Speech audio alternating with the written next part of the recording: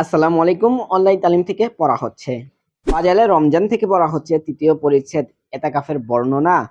এতেকাফের নিয়তে মসজিদে অবস্থান করাকে এতেকাফ বলে। হানাফিগণের নিকট এতেকাফ তিন প্রকার। প্রথম প্রকার ওয়াজিব এতেকাফ, যাহা কোনো কাজের উপর মান্যত করার কারণে ওয়াজিব হয়। যেমন কেউ বলিল যে, যদি আমার অমুক কাজটি হইয়া যায় তবে আমি এতদিন এতেকাফ করিব, অথবা কোনো কাজের শর্ত ব্যতীত এমনিতেই এইরূপ মান্যত করিল যে, আমি আমার উপর এতদিনের এতেকাফ জরুরি করিয়া নিলাম, অর্থাৎ আমি অবশ্যই এতদিন এতেকাফ করিব, এইভাবে বলিলেও এতেকাফ ওয়াজিব হইয়া যায়। অতএব যতদিনের নিয়ত করিবে ততদিনই এতেকাফ করা জরুরি হইবে। দ্বিতীয় প্রকার সুন্নত এতেকাফ, যাহা রমজান মাসের শেষ 10 দিনে করা হয়। হযরত নবী করিম সাল্লাল্লাহু আলাইহি সাল্লাম এই দিনগুলিকে এতেকাফ বলিয়াছেন বা করিতেন। তৃতীয় প্রকার নফল এতেকাফ, ইহার জন্য কোনো সময় বা দিনকাল নির্দিষ্ট নাই, যতক্ষণ বা যতদিন ইচ্ছা করা যাইবে। এমনকি কেউ সারা জীবন এতেকাফ নিয়ত করিলেও জায়েজ হইবে। তবে কম সময়ের জন্য এতেকাফ নিয়তের ব্যাপারে মতভেদ আছে। ইমাম আবু হানিফা রহমতুল্লাহ আলাইহি এর মতে এক দিনের কম এতেকাফ জায়েজ নয়। ইমাম মুহাম্মদ রহমতুল্লাহ আলাইহি এর মতে সামান্য সময়ের জন্য এতেকাফ করা জায়েজ আছে। আর এই মতের উপর ফতোয়া। তাই প্রত্যেকের জন্য উচিত হইল, যখন মসজিদে প্রবেশ করিবে তখন এতেকাফের নিয়ত করিয়া নিবে।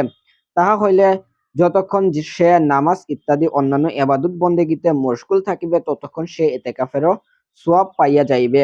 আমি আমার আব্বাজান রহমতুল্লাহ আলাইহিকে সর্বদা এই ইহতেমাম করিতে দেখিয়াছি যে, তিনি যখন মসজিদে তাশরিফ নিয়া যাইতেন তখন ডান পা মসজিদে রাখার সঙ্গে সঙ্গে এতেকাফের নিয়ত করিয়া নিতেন।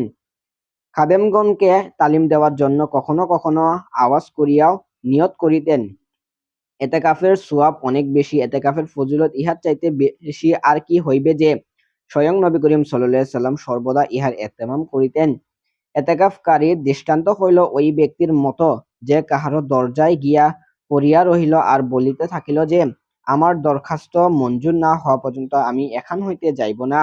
অর্থ, তোমার পদতলে আমার জীবন শেষ হোক, ইহাই আমার হৃদয়ের আকুতি, ইহাই আমার পরম প্রাপ্তি। প্রকৃতপক্ষে যদি কাহারো অবস্থা এই হয় যে, তবে চরম নিষ্ঠুর হৃদয় না গলিয়া পারে না। আর অসীম দয়াবান আল্লাহ তাআলা তো দেয়ার জন্য বাহানা তালাশ করে, বরং কোনো বাহানা ছাড়াই দান করিয়া থাকেন। অর্থ, হে দয়াময়, তুমি তো এমন দাতা যে, দেওয়ার জন্য তোমার রহমতের দরজা সর্বদাই উন্মুক্ত থাকে। অর্থ, আল্লাহর দানের অবস্থা হযরত মূসা আলাইহিস সালামকে জিজ্ঞাসা করো, যিনি আগুন আনিতে যাইয়া পরগাম্বী পাইয়া গেলেন। অতএব কোন ব্যক্তি যখন দুনিয়ার যাবতীয় সংস্রব ছিন্ন করিয়া মহান আল্লাহর দরবারে আশ্রাইয়া পড়িবে, তখন তাহার মনোবাঞ্ছনা পূরণের ব্যাপারে কি কোনো দ্বিধা থাকিতে পারে? আল্লাহ তাআলা যখন কাহাকেও দিবেন তখন আল্লাহ তাআলার ভরপুর খাজানার বর্ণনা দেওয়ার সাধ্য কাহারও আছে? ইহা হইতে বেশি বলিতে আমি অক্ষম যে, নাবালেগ কি কখনো বালেগ হওয়ার স্বাদ বর্ণনা করিতে পারে? তবে হ্যাঁ, এইরূপ স্থির সিদ্ধান্ত নিবে, যেমন কবি বলে। অর্থ, যে ফুলকে হৃদয় দিয়াছি, যে ফুলের জন্য আমি কুরবান, সেই ফুল হয়তো হাতে আসিবে, নতুবা জীবন পাখি পিঞ্জিরা ছাড়িয়া উড়িয়া যাইবে। ইবনে কাইয়্যুম রহমতুল্লাহ আলাইহি বলেন, ইতিকাফের মূল উদ্দেশ্য এবং ইহার প্রাণ হইল অন্তরকে আল্লাহ তাআলার পাক জাতের সহিত এমনভাবে সম্পর্কযুক্ত করিয়া নেওয়া যে, পার্থিব সকল মোহন ছিন্ন হইয়া আল্লাহ পাকের সহিত মিলিয়া হইয়া যায়।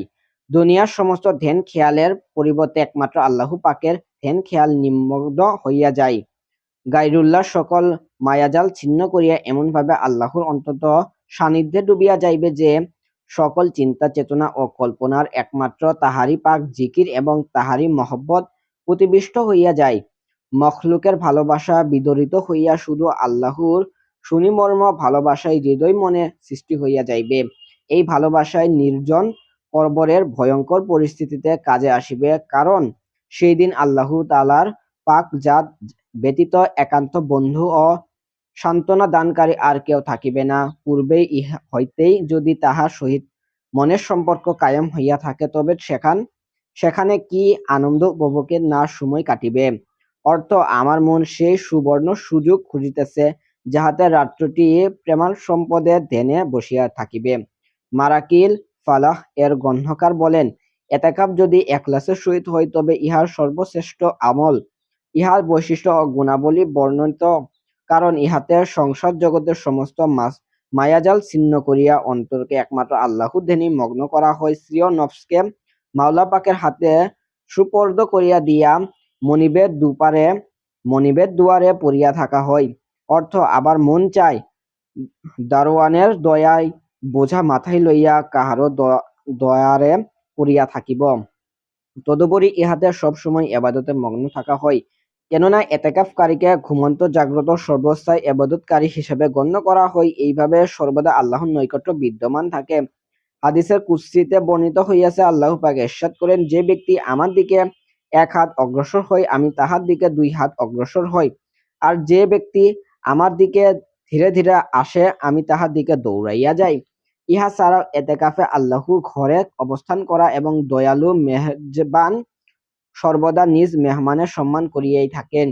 সর্বোপরি এতেকাফকারী আল্লাহর দুর্গে নিরাপদ আশ্রয়ে থাকে, যেখানে শত্রু প্রবেশ করিতে পারে না। এইরূপ গুরুত্বপূর্ণ এবাদতের আরো অসংখ্য ফাজাইল ও বৈশিষ্ট্য রহিয়াছে। মাসালা, পুরুষের জন্য এতেকাফের সর্বোত্তম স্থান হইল মক্কার মসজিদ অথবা মসজিদে হারাম, তারপর মদিনায় মসজিদে নববী, তারপর বাইতুল মুকাররমের মসজিদ, তারপর জামে মসজিদ অথবা স্থানীয় মহল্লা মসজিদ।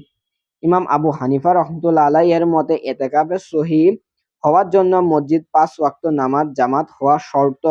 ইমাম আবু ইউসুফ ও ইমাম মুহাম্মদ রহমতুল্লাহ আলাইহি এর মতে মসজিদ হওয়াই যথেষ্ট। জামাত না হইলেও এতেকাফের ক্ষতি হইবে না। মহিলাগণ নিজের ঘরে নামাজের জন্য নির্ধারিত স্থানে এতেকাফ করিবে। যদি ঘরের নামাজের জন্য কোনো নির্ধারিত স্থান না থাকে তবে এতেকাফের জন্য কোনো একটি স্থান নির্দিষ্ট করিয়া লইবেন। পুরুষেরা তুলনায় মহিলাদের এতেকাফ অধিকতর সহজ, কেননা তাহারা ঘরে বসিয়া নিজের মেয়ে বা অন্য কাহারো দ্বারা সংসারের কাজকর্ম করাইতে পারেন, আবার অনায়াসে এতেকাফের সওয়াবও হাসিল করিতে পারেন। কিন্তু এতদা সত্ত্বেও মহিলাগণ এই সুন্নত হইতে প্রায় বঞ্চিতই থাকিয়া যান।